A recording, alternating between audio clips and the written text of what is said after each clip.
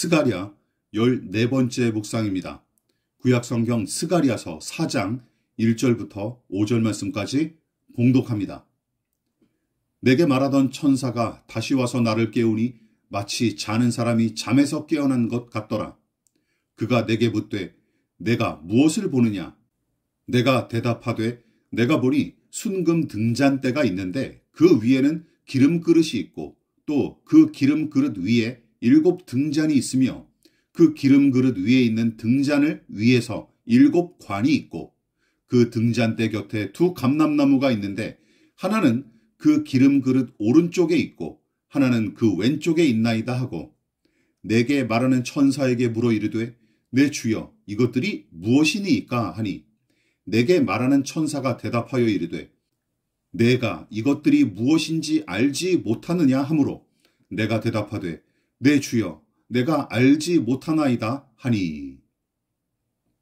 스가랴가 또다시 환상을 목격합니다. 그러니까 스가랴서 각 장마다 색다른 환상이 한두 번 이상 나타나는 꼴이죠.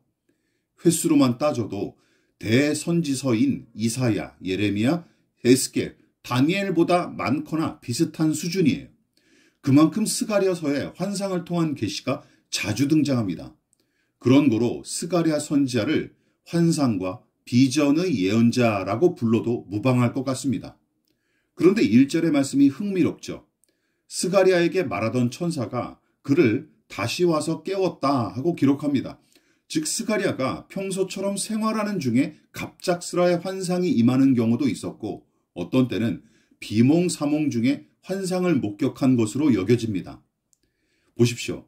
한 사람에게 임한 계시의 양상도 이렇게 다양한데 각 사람에게 임하는 은혜의 모양도 당연히 다양할 수밖에 없습니다. 그러므로 개인의 생각과 경험으로 하나님의 은혜를 함부로 판단하거나 재단해서는 안 되죠. 그런데 이번 환상도 스가랴한테는 도저히 깨닫지 못하는 숙제처럼 나타나고 맙니다. 그저 환상 속에 나타난 물체들과 풍경을 묘사하는 수준에 그칠 뿐이죠. 결국은 천사에게 이렇게 묻습니다. 내 주여 이것들이 무엇이니까? 하고 대답하거나 내가 알지 못하나이다 하고 고백하는 것이 전부예요. 솔직한 고백입니다. 모르면서 아는 척했다면 오히려 하나님의 선지자답지 못한 행동이죠. 이것이 성경에 등장하는 선지자들, 예언자들의 특징이에요. 그들은 자기들의 신통한 능력으로 세상의 이치를 꿰뚫어보는 사람들이 아니었습니다. 이승과 저승, 눈에 보이는 세계와 보이지 않는 세계, 사람과 세상과 귀신의 세계 등까지 예민하게 알아채는 척하며 신령한 사람 행세하는 무당도 아니에요. 성경의 선지자들은 그저 하나님의 계시를 받아 전달하는 사람일 뿐입니다. 그 역할을 충실히 감당할 때 그 사람이 가장 하나님의 선지자다운 것이죠. 또한 스가랴는 도대체 정체를 알 수 없는 성물들과 2 감람나무를 목격하고 시리에 빠집니다. 그리고 하나님께서 이 환상을 통해 말씀하시고자 하시는 뜻이 무엇인지 자포자기하는 심정으로 천사에게 되묻죠. 여기에 중요한 의미가 담겨 있습니다. 하나님이 주신 계시는 오로지 하나님께서 풀어주셔야 한다는 뜻입니다. 생각해 보십시오.